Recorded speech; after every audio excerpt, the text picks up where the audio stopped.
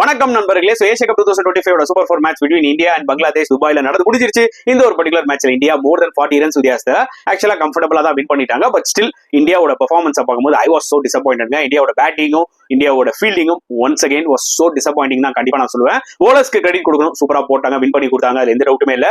So Bangladesh பொறுத்தவரைக்கும் இந்த மேட்ச்ல டாஸ் வின் பண்ணி சேசிங் பண்ணாங்க. 4 சேஞ்சஸ் எடுத்து வந்தாங்க. எனக்கு ரொம்ப சர்ப்ரைசிங்கா இருந்தது. எஸ், அவங்களுக்கு பேக் டு பேக் மேட்சஸ் இருக்கு. லிட்டன் தாஸ் வேற இன்ஜுரி, அது பதில் ஜெயக்கர் அலி தான் வந்து பாத்தீங்கன்னா கேப்டன் பண்ணாரு.